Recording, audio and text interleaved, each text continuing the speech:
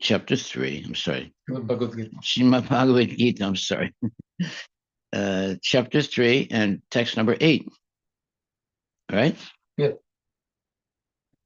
Niyatam kudakarma tvam.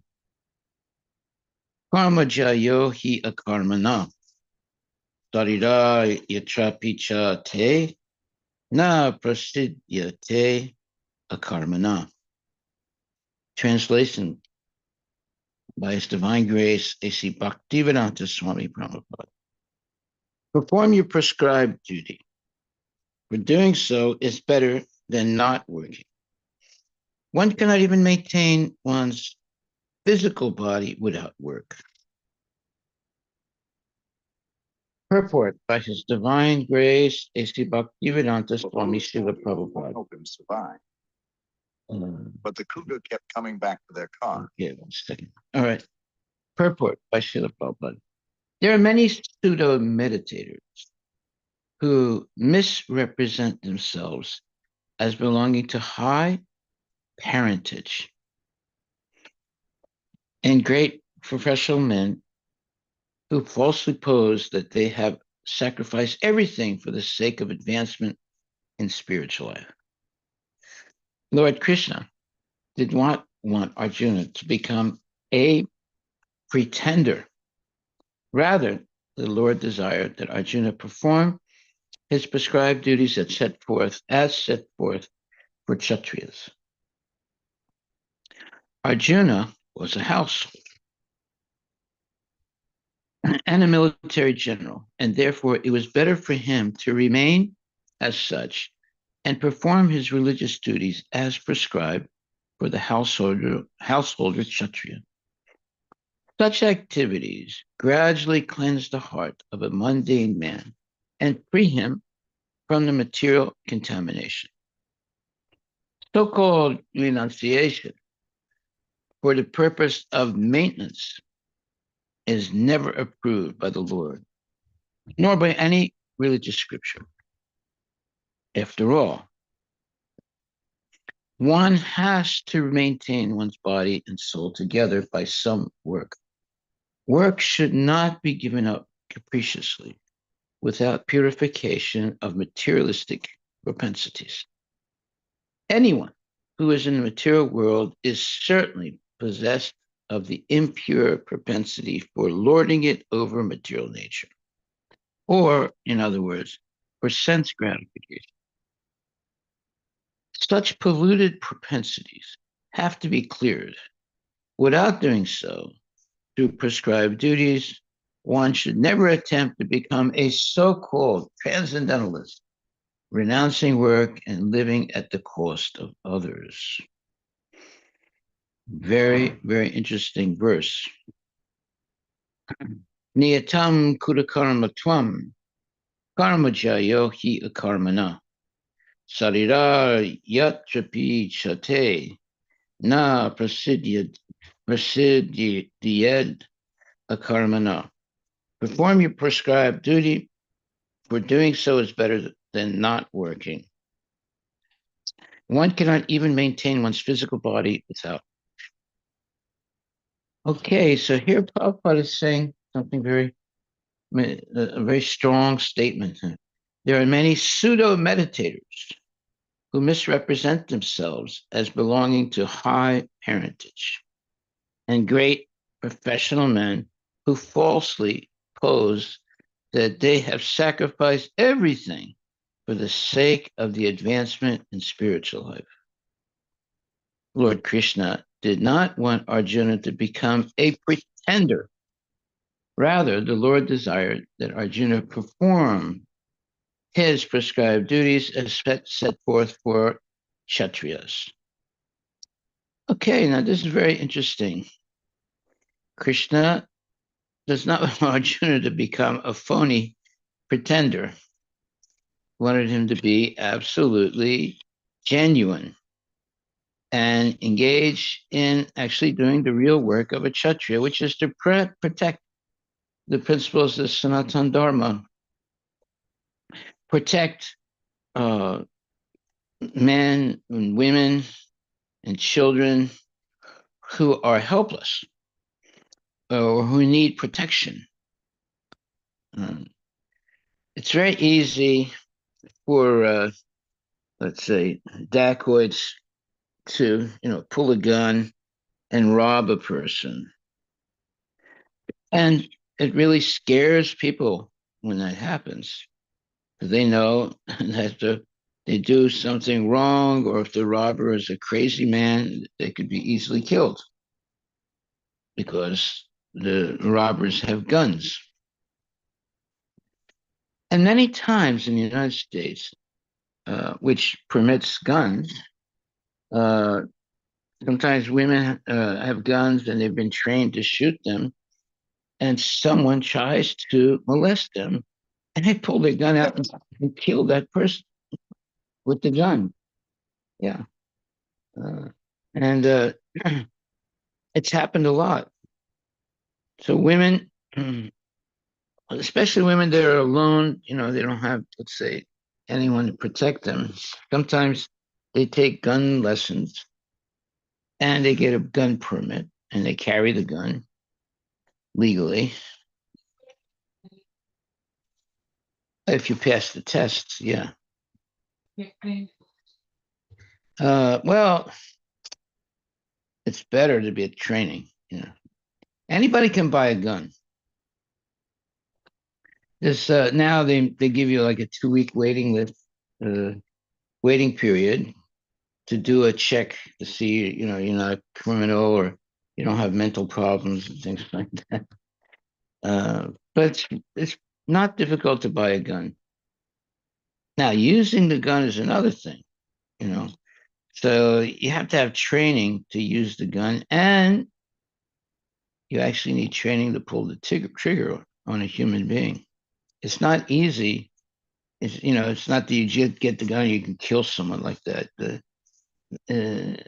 It's it requires training to be able to pull the trigger and kill someone. You know? And it's better. I mean, I've never had a gun in my whole life. Sometimes I think about getting a gun, and then I say, well, wait a minute. I've gone 78 years without a gun. Why would I get a gun right now? Because all those years, Krishna has protected me somehow or other. So why should I get a gun? It's like asking for trouble. And if you don't know gun safety principles, you can kill yourself with the gun. It's easy. It's not difficult to make a mistake. And which kind of gun you're going to get.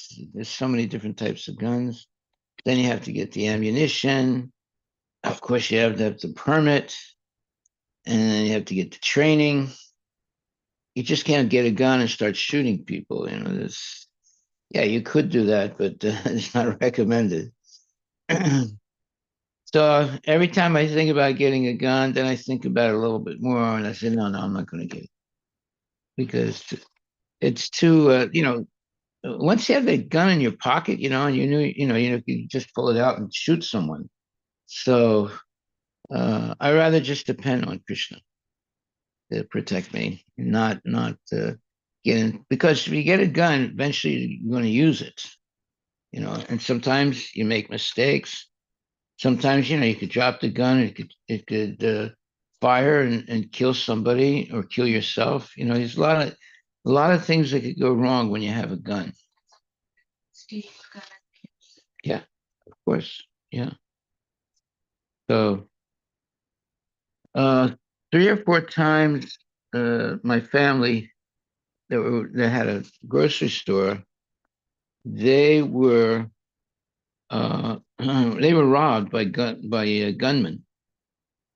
They came into the store, pulled out their gun, forced my mother and my brothers into the uh, what do you call that? The cold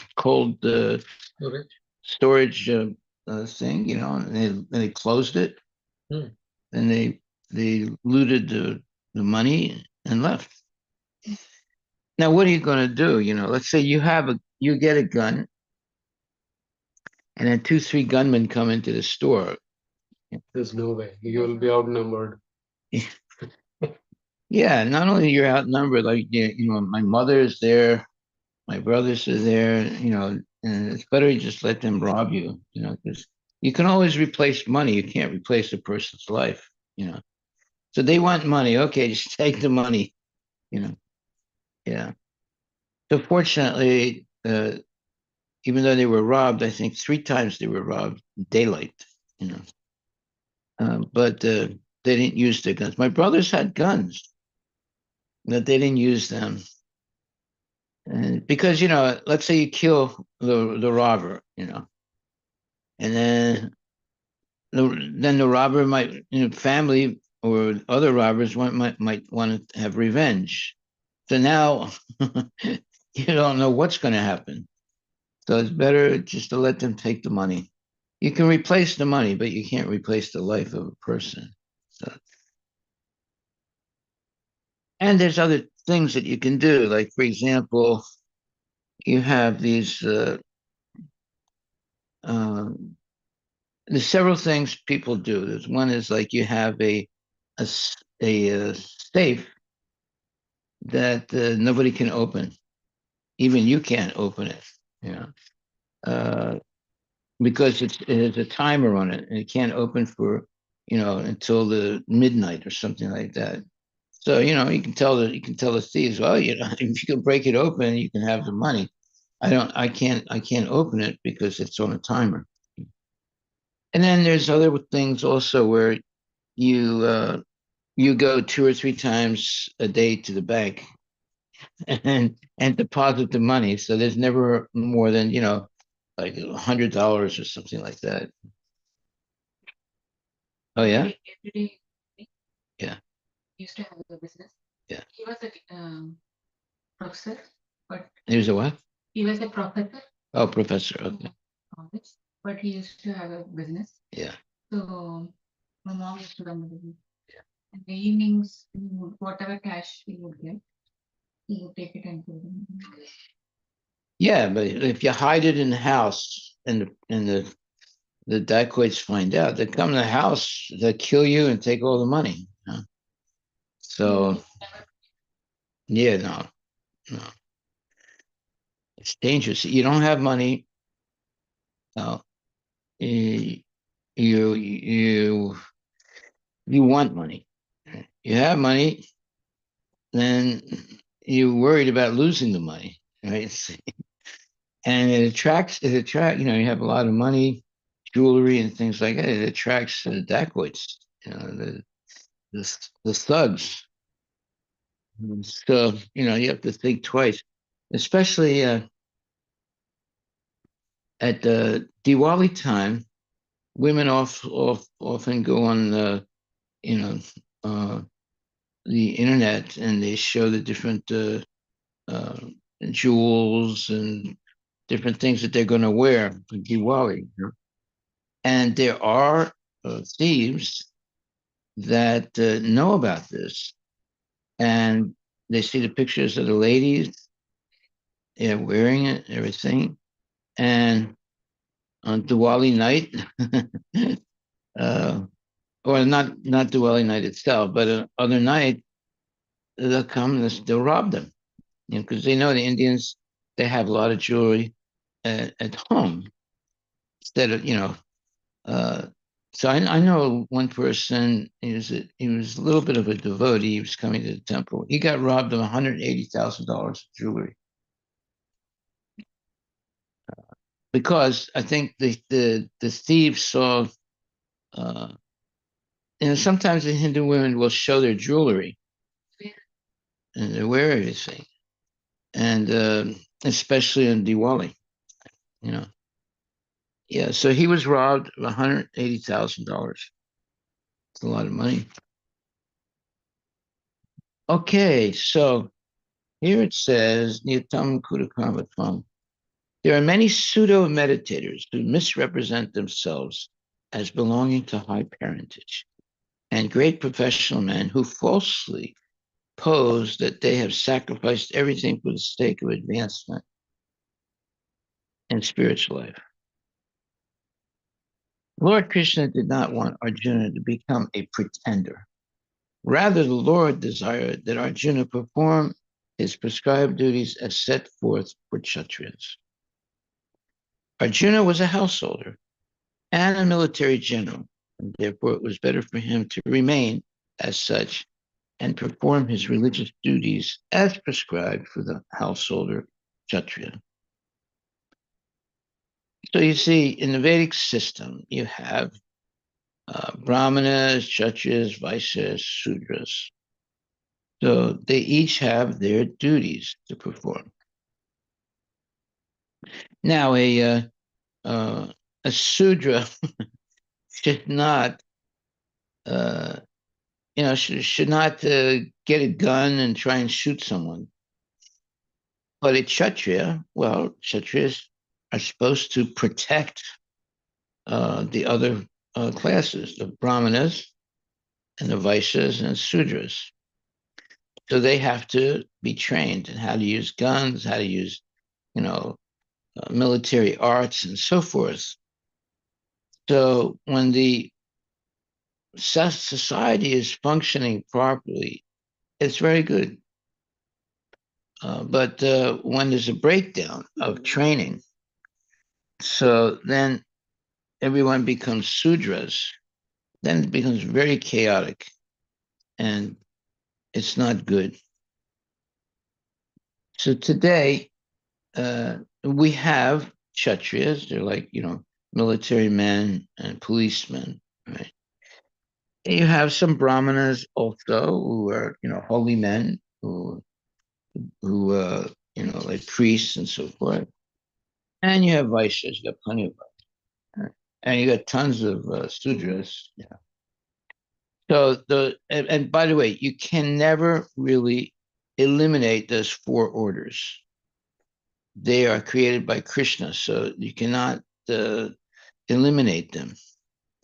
However, there can be a deterioration in the education of those four orders, but it can never really be eliminated totally because Krishna has created it.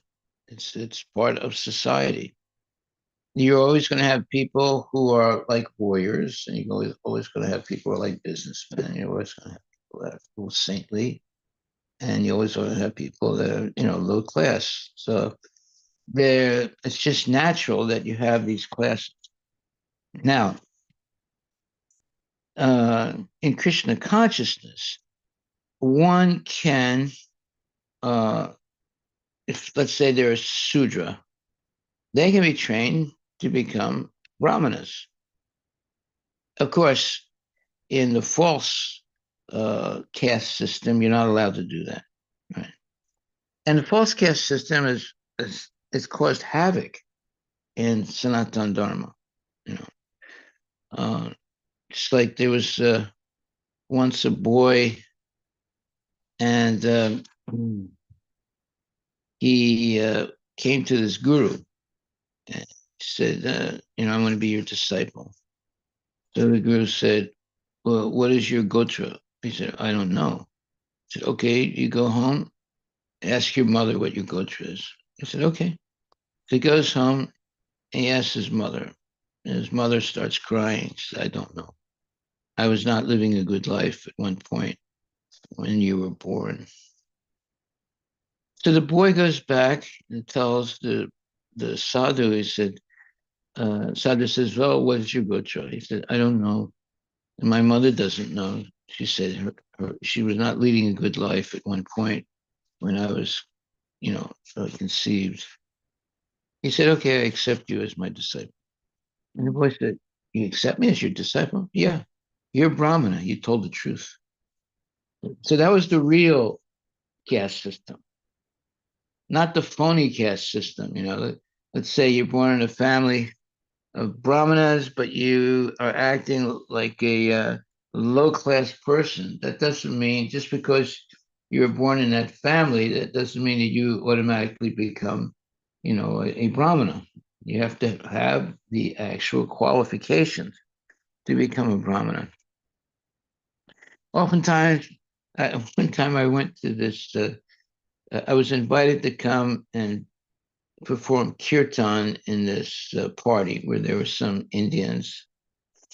And after we chanted and we were going to leave, one man stopped me and said, "Hey, that was pretty good." He had a glass of champagne, in his hand. And I said, "Well, thank you." He said, "Yeah, I'm a Brahmana." I said, "Really?" "Yeah."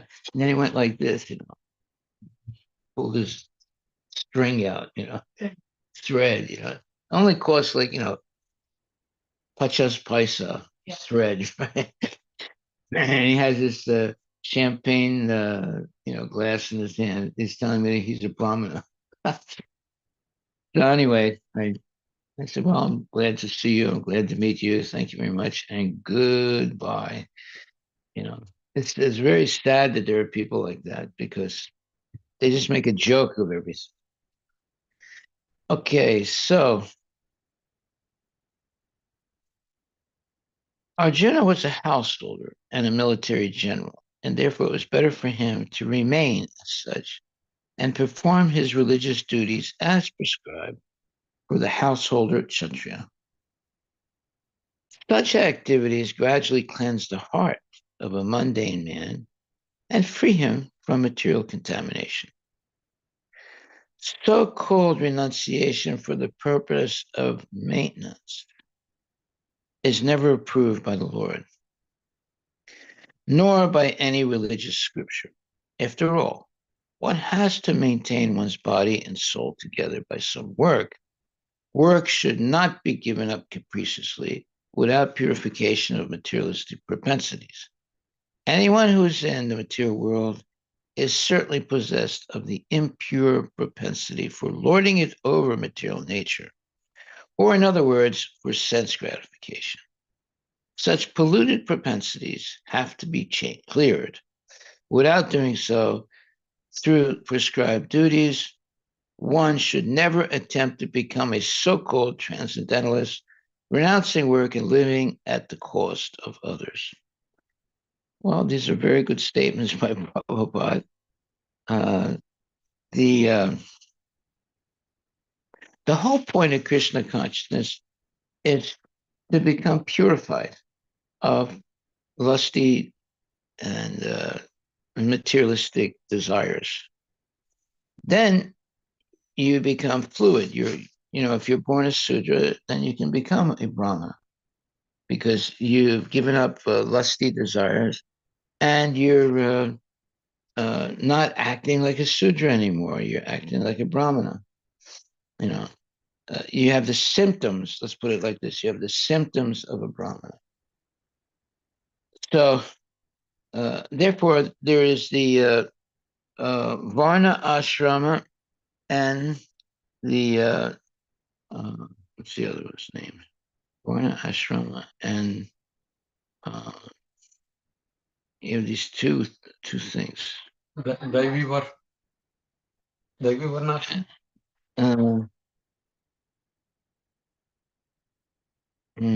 Let's see. 4 varnas and 4 ashramas. Yeah, the 4 varnas and 4 ashramas. Right. So the ashramas give a chance for advancing. The varnas, well, you're born in a certain varna, but that doesn't mean you're forced to stay in that varna. That varna, you can advance, and through the ashrama system, which is a spiritual system. The varna system is a social system. So you can be born with a certain varna, but by training, you could be a kshatriya or you could be a brahmana, right? There's some fluidity there because it's all based on training. It's not based on birth and caste. This is what's ruined Hinduism in a big way. And because of the false caste system, which is based on birth and not on qualification and work, many people have left Hinduism because the Christians say, well, that's all baloney. You come with us and, we'll treat you equally. Yeah. And then, but if you stay as a Hindu and you were born in a low caste, you're looked down upon, even though you might have the qualifications of a Brahmana. So, Here the Guna Karma Vibhagasa into Janma Karma. yes, exactly. Change one word. Yeah, they changed. Krishna said Guna Karma Vibhagasa. Yeah, they changed that one word and it created a big mess in India. It's very sad. Okay. Anyone who is in the material world is certainly possessed of the impure propensity for lording it over material nature, or in other words, for sense gratification. Such polluted propensities have to be cleared. Without doing so, through prescribed duties, one should never attempt to become a so-called transcendentalist, renouncing work and living at the cost of others. So, yeah, this is a very important statement. And the whole problem of material life is this desire to lord it over material nature, to be a controller. It's better to be controlled by the instructions of the acharyas rather than be a controller, because one is not doesn't have the training to be a controller. So the controller will use their let's say title to exploit other people. But the idea is to control your mind and your senses and to help people, not to exploit them. Some people think that, when they have a higher position, they can exploit other people. And businessmen are often like that. They think just because they have a lot of money, they can control people with that money. And well, it might work for a little bit, but nobody gets purified. Neither the boss is trying to control people with money, nor the people who are working for the money. In other words, there's no love, uh, there's no devotion. And if the boss can't pay your salary, like because he's having financial problems, well, immediately the worker leaves. You know. Even during the time when there was slavery in the United States, and then there was the Civil War, and then the slaves were so-called liberated, there were a lot of slaves that stayed because they were being well treated by the slave men. Yeah. So, uh, and by the way, it's better. There's what do you call that? Sananda, and Sananda means you have a master. You have someone that's protecting you, that's making sure you have a place to stay. You have proper clothing, this and that. So when you have a master that's treating you good or well, then you are uh, you're happy, right? So when you have a bona fide spiritual master and you make sure that the disciple is trained properly, and then the disciple now has a master and is happy. Sometimes there are dogs, they're wild dogs, and they don't have a master, so they don't eat properly. They're not groomed at all. But when a dog has a master, then usually people take good care of their dog. They have dog, what do you call that? Dog kennels where you take the dog and they get like it's like a resort, you know. Their nails are cut. Grooming. They get grooming. They're groomed. Yeah, Pet groom. yeah. So that's better than the wild dogs. You know, they don't get any care, and they get diseases, and nobody takes care of them. So it's better to have a master who's taking care of you than to not have a master and be completely, let's say, at the completely at the uh, oh, in other words, the material nature sometimes can be very mean to dogs. You know, they can get diseases, they can get into fights with other dogs. In fact, in India, oftentimes all night long you hear the dogs. Yeah, they're fighting. The street fight. Yeah, all night long.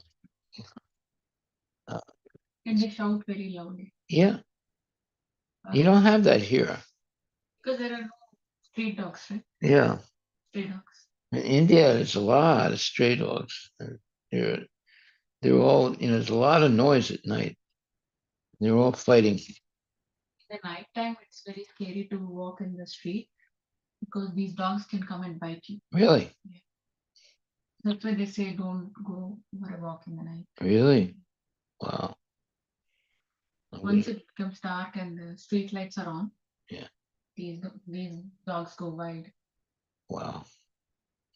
Yeah, a lot of wild dogs in Yeah. India. And then we have to call the municipality. Yeah. And then they come in big van. Yeah. And they take the dogs. Really? Yeah. They don't shoot them. Maybe they take somewhere else and Wow. yeah, but if they're becoming a nonsense and nuisance, Yeah. you just need to call the municipality. Wow. Yeah. It's not easy being a dog in India. Well, they previously Hindus never let the dog in the house, but now they do. They walk the dog. Huh? Brahmins never used to get dogs much. Right.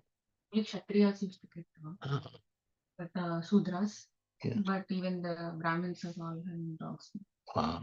Why they were not getting dogs is the dogs eat only meat, right? So if they bring dog in the house, they have to give the dog meat, Right. but they don't eat meat. But nowadays everybody's eating meat. So they don't mind having it. Terrible. Terrible. Yeah. One Brahmin family which had Yeah. they used to give only vegetarian food. Yeah.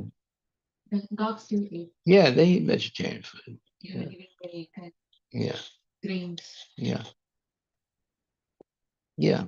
I mean, they like meat, but you can train them not to eat meat. If they get a chance to eat meat, they will, though. You know. If there's even a dead body, they'll eat the dead body if they have a chance to. You know. And because they're wild animals. Mhm. Okay. So what was I going to start in the space something here? Sananda, the one who has a master, A master. is happy.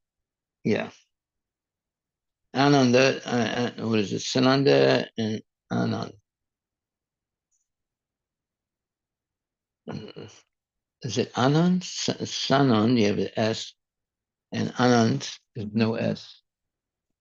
The Anand is someone that doesn't have a master, and Sanand is someone that does have a master. Is that correct? I think so.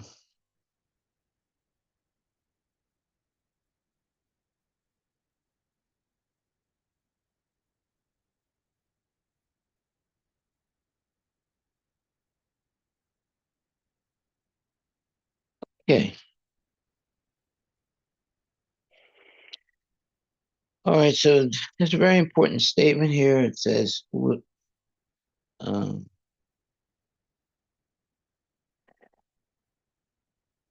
anyone who is in the material world is certainly possessed of the impure propensity for lording it over material nature, or in other words, for sense gratification. Such polluted propensities have to be cleared. Without doing so, through prescribed duties, one should never attempt to become a so-called transcendentalist, renouncing work and living at the cost of others. Yeah, when I first became a devotee, we would, I put on, uh, you know, dhoti, shaved head, stika, tilak, and we used to go door to door in, where was that? Anyway, we used to go door to door and talk to people about Krishna. And sometimes, people would see us, they would bow down. I was like a little bit shocked because no one ever did that to me before. And now they're bowing down because we're dressed like devotees with sika and everything and tilak. Then I realized, whoa, I have to be very careful because uh, when you have, the clothing of a saintly person, right? Uh, you have to now behave like a certain saintly person, right? And people know that if you have that orange or saffron colored dhoti on, usually it's a saintly person. And so when I saw that, which people sometimes would stop and give their obeisances, I mean, complete strangers, because they thought we were like genuine monks. So it gave me, it was a little bit surprising to me because I was just a new devotee. But then I realized I better not do anything wrong. It would be a real downer for people to see me do some nonsense. So fortunately, I've never done any nonsense. Earlier, I think you were asking for Anatha and Yeah, Sanatha. Sanata and Anatta. Yeah, Anatta means you don't have a master. Sanata means you have a master. Mhm. Yeah. Okay, so I think we're near the end here. Mhm. Uh, so, um, yeah, uh, Lord Krishna did not want Arjuna to become a pretender. Rather, the Lord desired that Arjuna perform his prescribed duties as set forth for Kshatriyas. Arjuna was a householder and a military general, and therefore it was better for him to remain as such and perform his religious duties as prescribed for the householder Kshatriya. So the whole drama is that Arjuna doesn't want to fight because he sees relatives on both sides of the battlefield. And therefore, he's willing to drop his bow and arrow and then become a mendicant and just beg the rest of his life to maintain himself. And Krishna doesn't accept it. But Arjuna tries to give a whole bunch of good reasons why he shouldn't fight. And it makes, every one of the reasons he gave made sense. But Krishna didn't accept it. He didn't want Arjuna to be, let's say a pretender. He's trained to be a vice, a warrior, but he wants to give it up and just beg and live, a life of a beggar. So it was not, Krishna rejected that and he forced him to fight, basically, right? Because that's what he was trained to do in life. He was a trained Kshatriya and he has to protect the principles of Dharma. So Finally, Krishna did convince Arjuna, and Arjuna did fight, and he protected the principles of Sanatana Dharma. Okay. So it says, anyone who is in the material world is certainly possessed of the impure propensity for lording it over material nature, or in other words, for sense gratification. Such polluted propensities have to be cleared. Without doing so, through prescribed duties, one should never attempt to become a so-called transcendentalist, renouncing work and living at the cost of others. Mm-hmm. Well, this, in other words, polluted propensities have to be cleared. That's why there are rules and regulations in Krishna consciousness. And I realized that when I joined, I started to do things I was never able to do before. Waking up early, bathing regularly, chanting Hare Krishna, and giving up all types of illicit activities. I was never able to control myself before I joined Krishna consciousness. And now I was doing things that I never thought I could do. But in the association of devotees, I was able to control my senses and engage in devotional service and eventually lose the attraction to sense gratification. As long as we're attracted to sense gratification, it's very easy to fall down. When you lose the taste for sense gratification and develop the taste for Krishna consciousness, now you're no longer enticed by it. You're no longer hankering for it. You're perfectly satisfied being a Krishna conscious person. So that is the mercy that Srila Prabhupada gave to so many thousands of devotees. He helped them through regulative principles to give up the infatuation with sense gratification and take up ecstasy of Krishna consciousness, chanting, dancing, feasting, and hearing, Bhagavad Gita. So in other words, if you just meditate, it's easy to fall down. But if you're engaged in chanting, dancing, feasting, and regularly hearing lectures and going on Sankirtan and preaching and so forth, you can eventually completely lose the attraction to sense gratification. And that's important. And it can happen quickly if one is regimented. So, when I joined the temple, I had to give up so many things.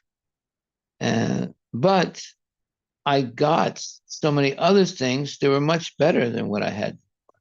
The ability to control the mind and the senses, to live peacefully, and always be engaged in preaching and Sankirtan. I loved Sankirtan because I was a musician, so I could go out every day and dance in the streets and chant and play the mridanga, So that was just an ideal thing for me, and I enjoyed doing Sankirtan. We did Sankirtan 16 hours a day. 16 hours a day. We got to the point where, we'd go out in the morning and then we'd come back for lunch. Then we'd go out in the afternoon. Then we'd come back for dinner. Then we'd go out again. And at one point, we stopped coming back for lunch. We stopped coming back for dinner. We had it brought to us wherever we were doing Sankirtan, so we wouldn't waste any time. And sometimes we'd be out till 10 or 11 o'clock at night chanting.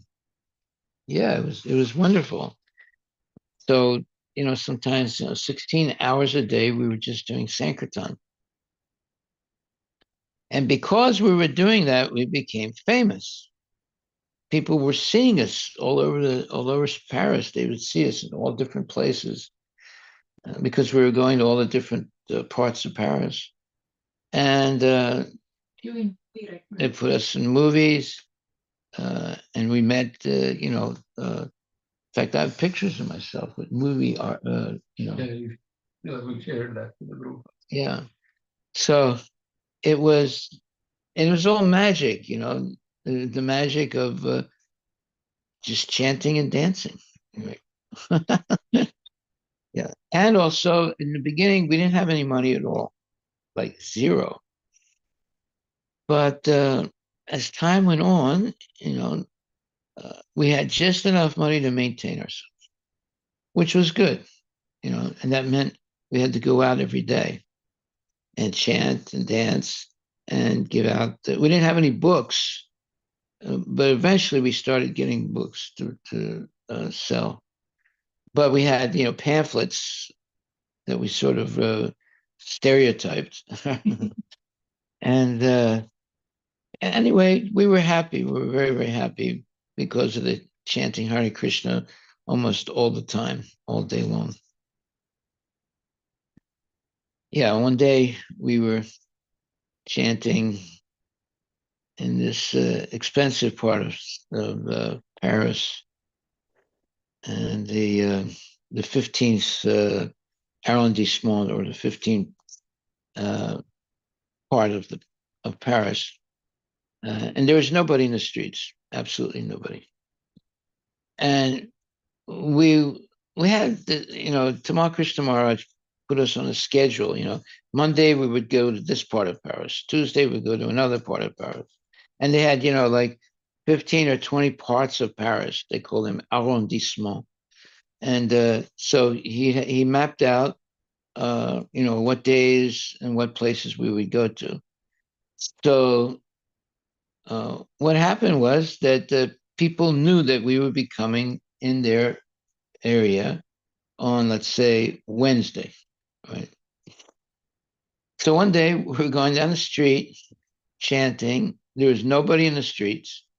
And, at that time, people didn't have cell phones. So there was a telephone booth, and a man was in the telephone booth. And as we came up to the telephone booth, the man stepped out and handed me the phone. He said, "Somebody wants to talk to you." I said, "What?" You know, I don't know anybody. He said, "No, no, you might not know them, but they want to talk to you."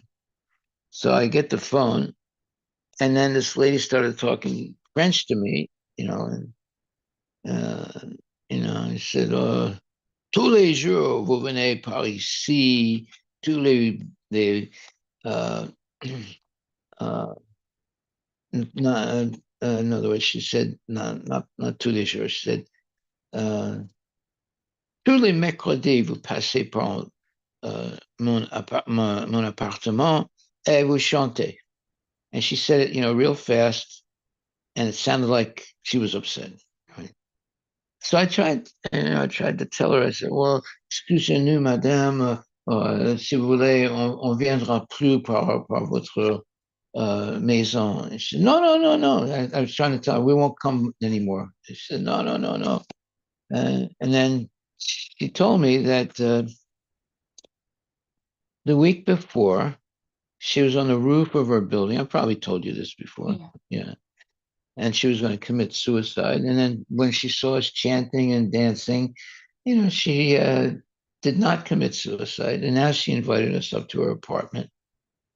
And she became a person that helped us a lot.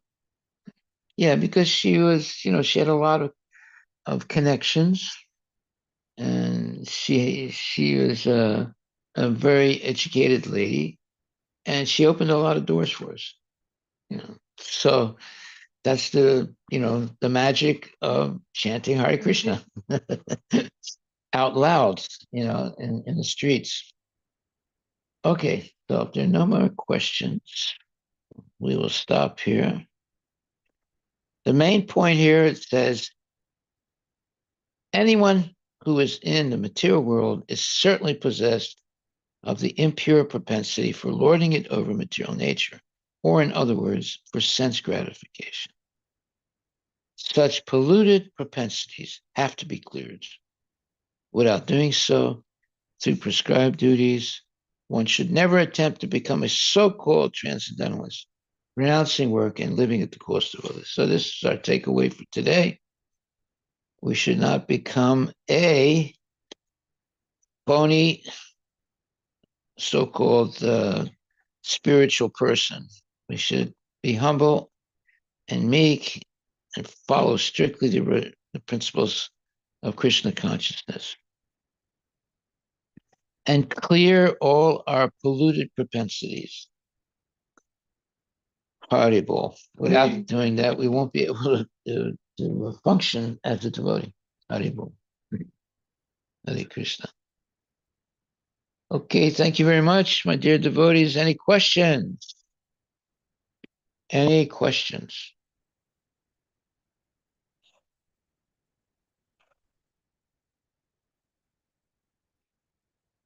Okay, no questions. You can see tomorrow morning. Tomorrow morning, I think we will start the class still, but we'll have to end it like 7:15. Okay, You have okay, no problem. Hare Krishna. We'll see you again in the morning. Haribol, thank you very much, my dear devotees. May you all have a good evening and chant Hare Krishna and dream of chanting Hare Krishna when you're sleeping. Hare